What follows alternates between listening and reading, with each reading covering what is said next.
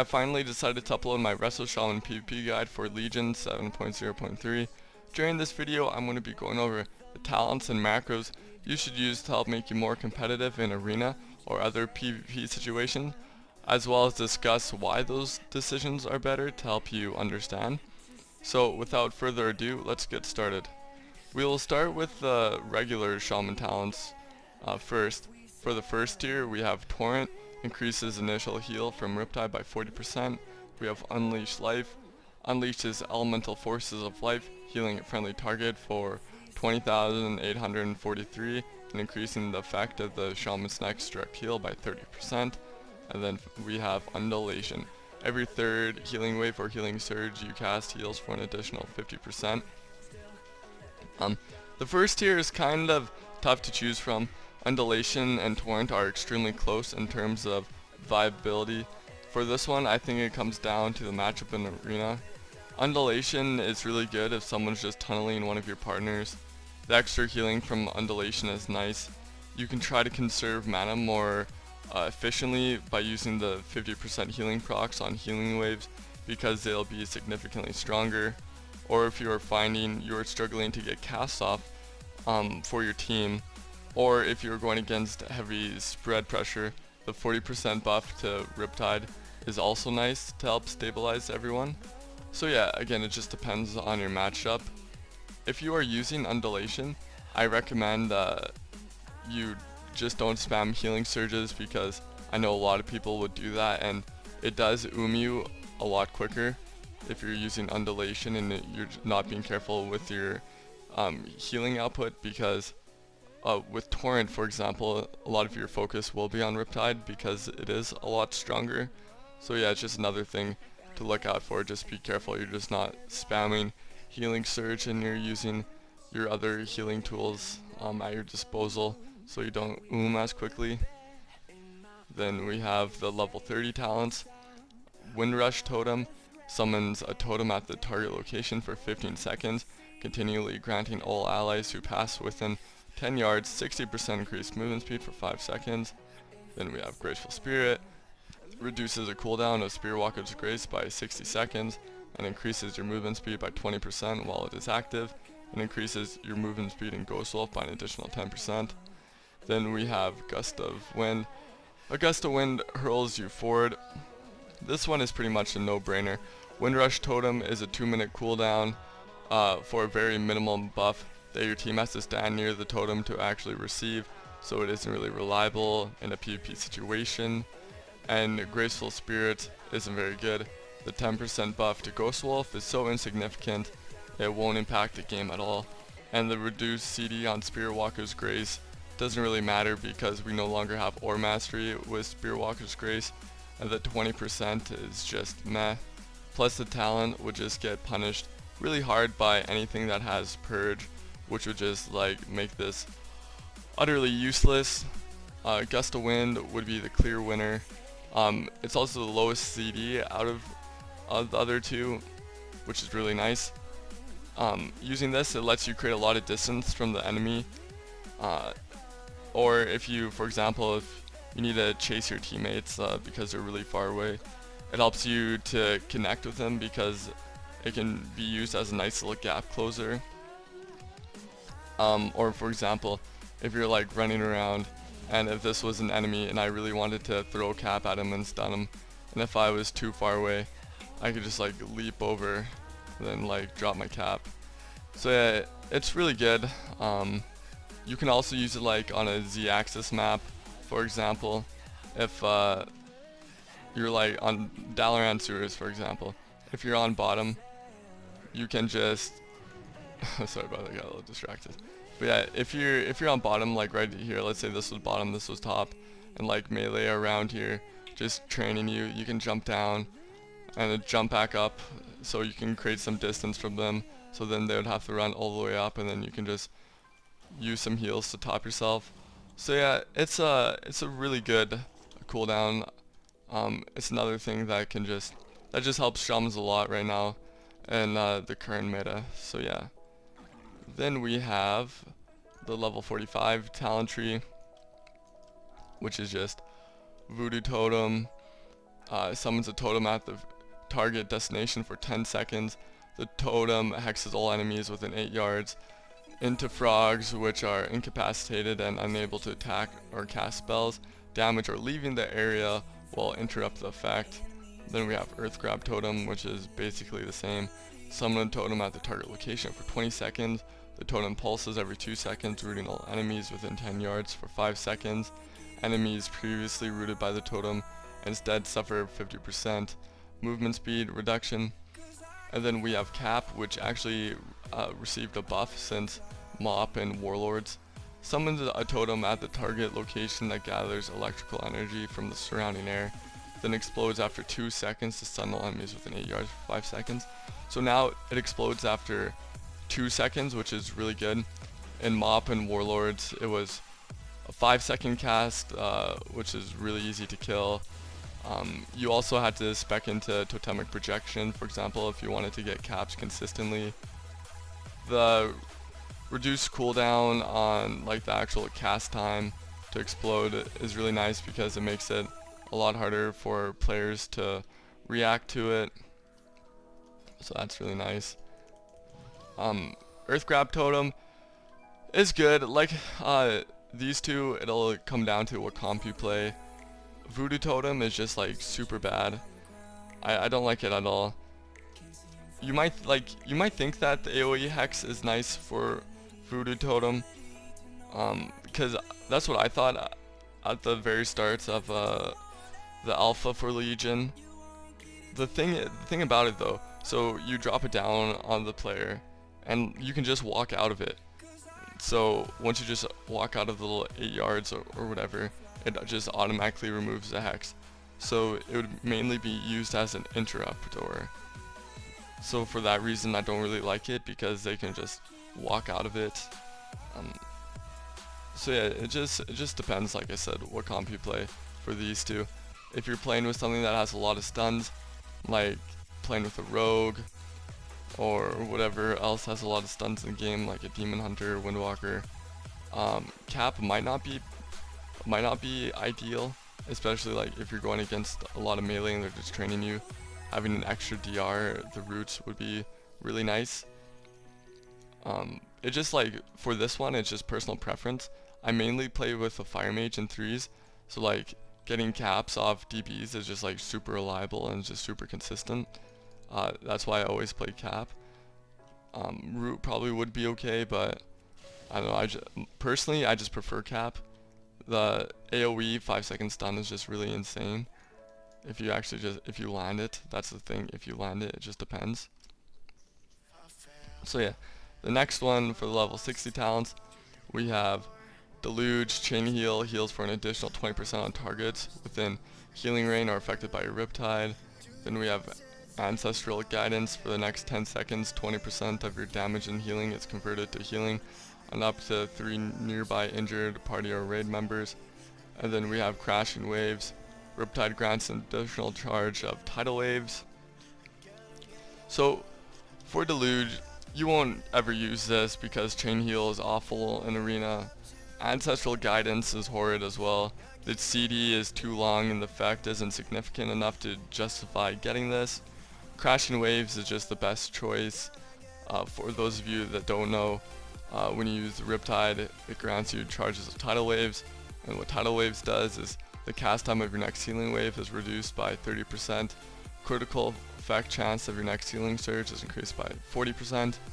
This is also increased a lot at max level, like on beta. I'm pretty sure increases the effect of my healing surge by 52% or something like that. And so having an extra charge of that is just really, really good. So yeah, just Crashing Waves is just a no-brainer. Then we have our level 75 talent choice. We have Ancestral Vigor. Targets you heal with Healing Wave or Healing Surge, Chain Heal, or Riptide. Initial heal, gain 10% increased health for 10 seconds. We have Earthworm Shield Totem. Summon a totem with 371,340 health at your feet for 15 seconds. 6,820 damage from each attack against allies within 10 yards of the totem is redirected to the totem. Yep. And then we have Ancestral Protection Totem. Summons the totem at the target location for 30 seconds. All allies within 20 yards of the totem gain 20% increased health. If an ally dies, the totem will be consumed to allow them to reincarnate with 20% health and mana. Cannot reincarnate an ally who dies to massive damage. So Ancestral Vigor is roughly the same as it's always been. Increase health when you heal someone. Again, this isn't very impactful on the game anymore. There's Ancestral Protection Totem, which is a 5-minute cooldown. So it's very long, that I can battle res you if you die or if anyone on your team dies, and you can bring them back to 20% health. I used to use this totem a lot at the start of Legion, but it turns out it was bugged, so like you couldn't kill the totem because it had like 2 million health, and it would bring you back to like 40%, so it was just super overpowered at the time, but again, it was bugged. However, now it is super easy to kill, and I don't like it. I just feel like it's just really gimmicky. It could potentially work at low rating, but I feel like any good player sees that you died with that, they could just wait until you res to easily finish you off from 20%. So the clear choice for me is Earth and Shield Totem. It's just a really good, reliable absorb. At max level, the totem has like 2 million health, so it takes a lot of damage. A 1-minute cooldown isn't too bad either. You can use it in a lot of ways, like you can obviously put it on your team, which is taking a lot of damage or whatever, which is good to use. Sometimes if I'm fighting like a heavy dot cleave or a spread pressure team, I'll just put it by myself at a pillar. So like if I was over here, just drop it. And then I can just focus on healing my teammates over there because it does put an absorb on me. I think the absorb at max level is like 20,000, so it is really beneficial. But yeah, so it just has a lot of ways you can use it, so that's what I like about it. So yeah, overall it's just really strong and consistent. For level 90 talent choices, we have Echo of the Elements, Riptide, Healing, Stream Totem, and Lava Burst now have 2 charges. Other effects that reset their remaining cooldown will instead grant 1 charge. In addition, when you consume a charge of Tidal Waves, so again, the thing with Riptide, it has a 10% chance to generate a charge of Riptide, which is also really nice. Then we have Cloudburst Totem. Summon a totem at your feet for 15 seconds that collects power from all your healing spells. When the totem expires or dies, the stored power is released, healing all injured allies within 40 yards for 25% of all healing done while it was active, divided evenly among targets. Casting this spell a second time recalls a totem and releases a healing. And then we have Bottomless Depths. Resurgence always triggers when you heal a target below 60%. So again, those of you who might not know, Resurgence is just your direct heal. Criticals refund a percentage of your maximum mana, 1% from Healing Wave or 0.6% from Healing Surge or Riptide, and 0.25% from Chain Heal. So yeah, that would just mainly be a PvE thing. Bottomless Depths. Cloudburst works mainly the same way it did in Warlords of Draenor.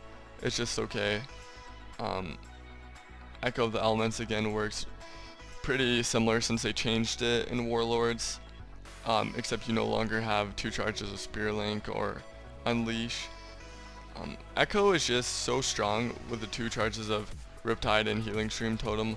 It always makes sure you have something to do if you can't cast.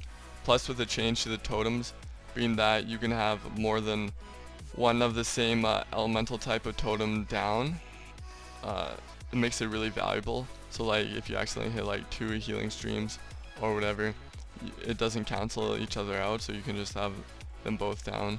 You can also have like Healing Tide down if you need like a lot of burst heals, but like using all 3 is like situational and like what rarely happens.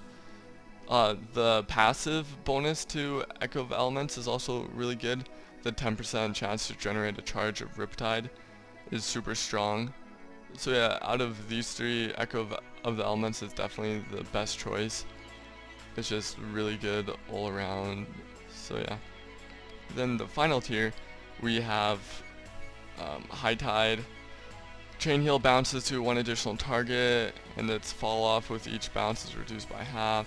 Then we have Wellspring, creates a surge of water that flows forward, healing all friendly targets in a wide arc in front of you for 25,000. And then we have Ascendance, transform into Water Ascendant for 15 seconds, causing all healing you deal to be duplicated and distributed evenly among nearby allies. So for High Tide, you won't ever use that in PvP unless they buff Chain Heal a lot, which won't happen because then it would be too OP in PvE. Wellspring, the healing is too low for this to be good, and trying to position yourself to make this effective to heal everyone is not very good in Arena if you have to give up like valuable positioning to do so. So again, the clear choice here is Ascendance. Ascendance has always been the Resto Shaman's like best healing cooldown since Mrs. Pandaria. It's just really reliable and just overall a really good cooldown to have, so that's why I would pick that. Now we have the honor talents, which will become available at max level. What you'll find is that most of the honor talents for Resto Shaman are extremely dependent on what you fight in Arena. You will have to change them a lot depending on the matchup, which keeps it a little more interesting.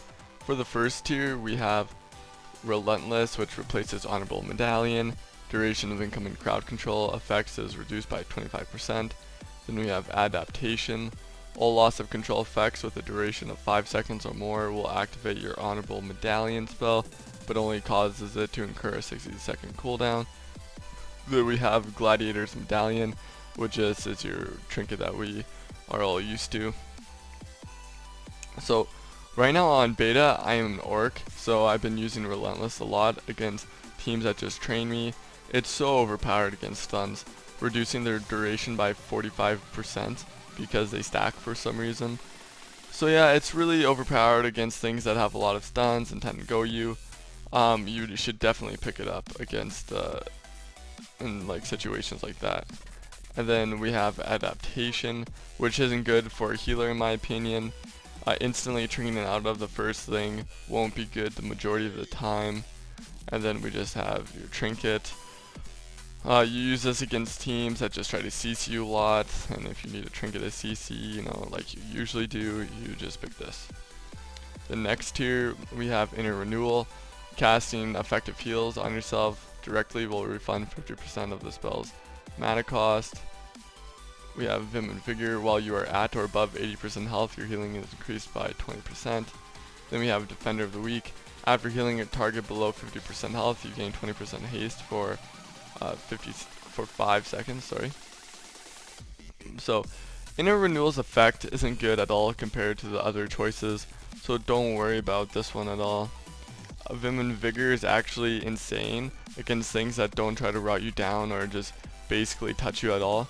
The 20% increased healing is so huge, but again, it's only good against things that don't touch you, because if you are always below 80%, it has no effect, so it would be useless.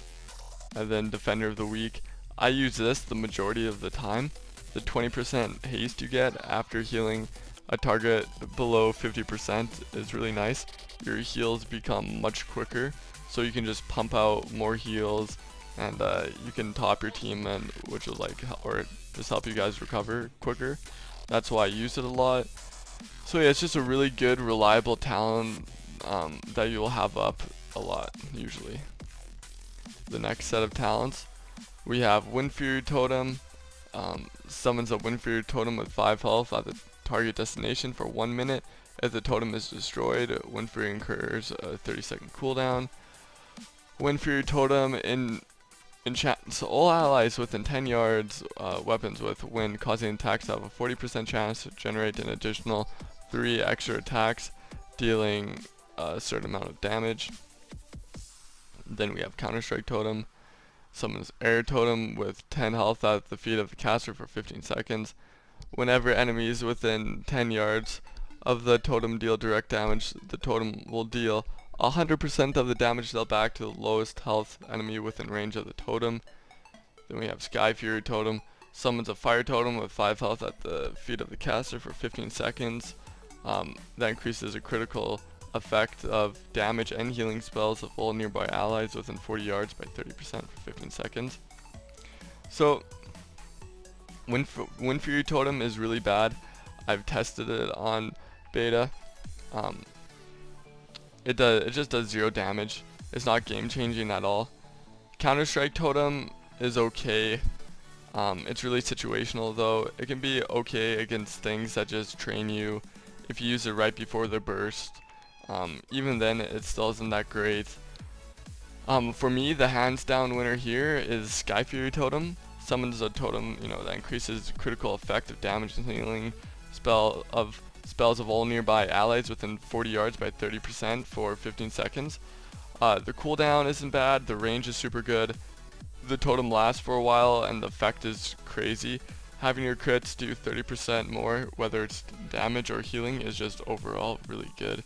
If you, for example, if you line this up with a fire mage who uses combust, they're pretty much doing 30% more damage. So yeah, like I said, it's just a really strong for you and your teammates. That's why it's the best choice. Next we have Swelling Waves. When you cast Healing Surge on yourself, you're healed again for the same amount 3 seconds later. Calming Waters. After being interrupted while casting the spell, you become immune to being interrupted while casting for 20 seconds. Then we have Purifying Waters. Whenever you successfully purge a target or when you are dispelled, you are healed for 5% of your total health. So for these, I've tested all of these. Honestly, Purifying Waters and Swelling Waves aren't super terrible or anything. It's just that Calming Waters, having a 20-second Aura Mastery is just so insane. And Resto Shaman almost needs this right now to be viable in PvP.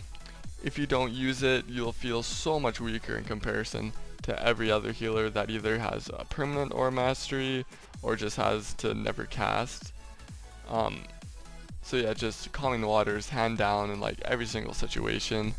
It's just better. So for the second last tier, we have Grounding Totem. Summons an air totem with 5 health at the feet of the caster that will redirect all harmful spells cast on a nearby party or raid members to itself. Will not redirect area of effect spells. Last 3 seconds. Electrocute. When you successfully purge a beneficial effect, the enemy suffers a certain amount of damage over 3 seconds. Then we have Voodoo Mastery.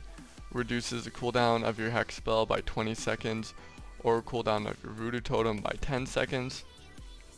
So having Hex's cooldown reduced by 20 seconds is pretty good. Again, this will depend on the comp you're playing. If you need to get a lot of hexes, this will be really good, otherwise it's kind of useless. Then Grounding Totem is good against casters. Grounding Totem is pretty much the same as it's always been.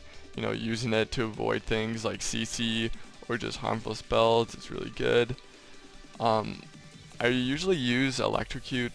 The damage on Purge is nice, especially if your team is chasing a Resto Druid, for example, or just killing something with a lot of HOTS.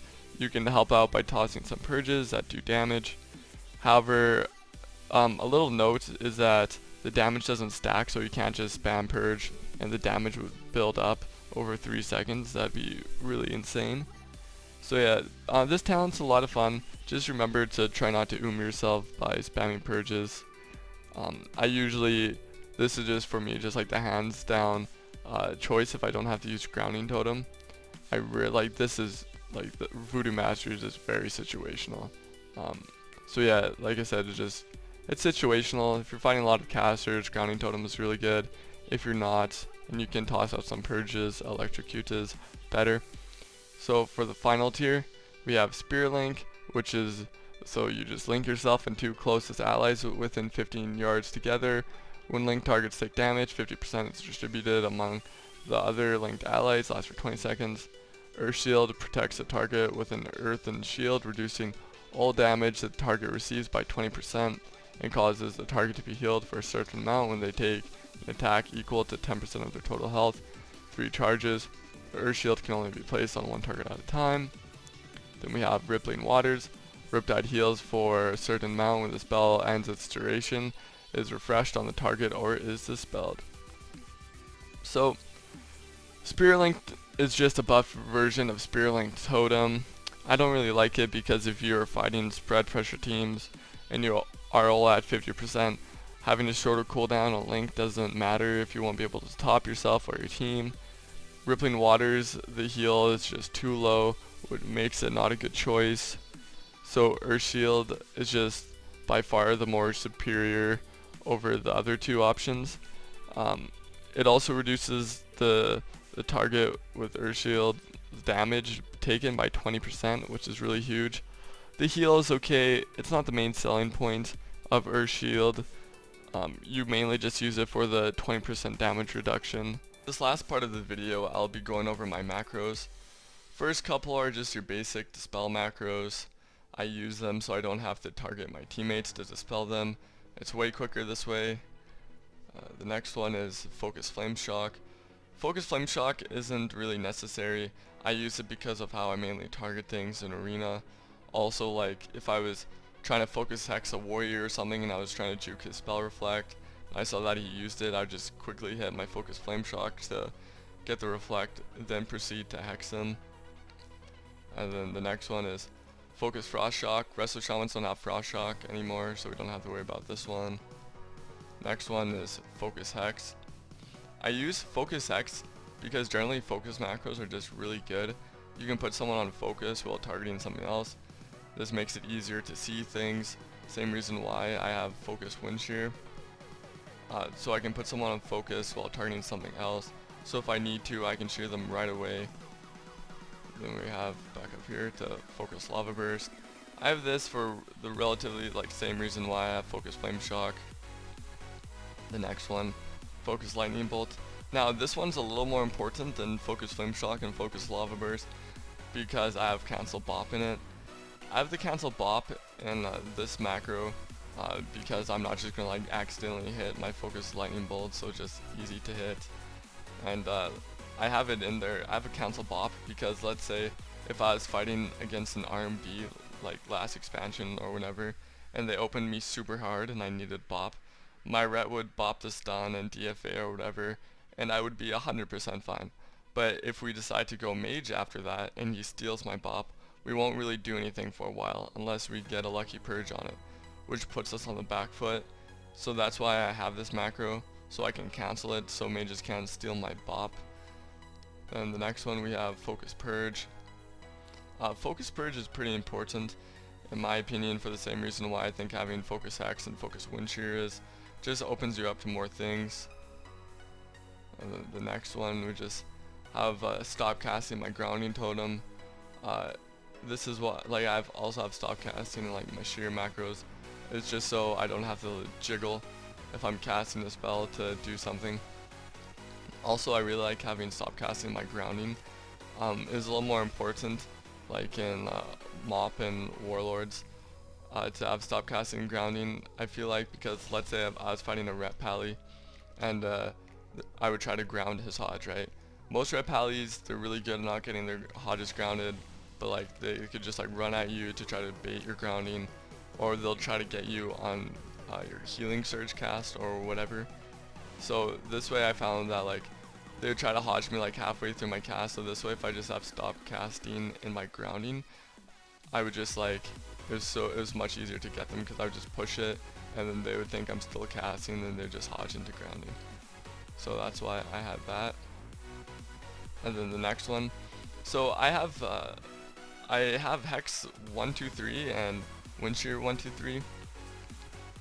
I feel like these macros are just super important in competitive arena. They just make everything so much quicker.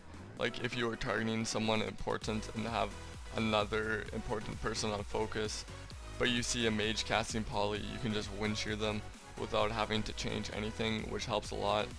I also feel like when I started to use shear 1, 2, 3 and hex 1, 2, 3, it made my awareness a lot better because I started focusing more on the overall picture, on my enemies and what they're doing, besides just tunneling my party frames and focus frames. So yeah, there you have it. This is my complete Resto Shaman PvP guide for 7.0.3. If you have any questions or suggestions, be sure to put them down in the comment section below. Also, if you enjoyed the video, make sure to subscribe if you haven't, and to like the video because all of that really does help the channel. And yeah, thanks for watching. I hope you guys learned something.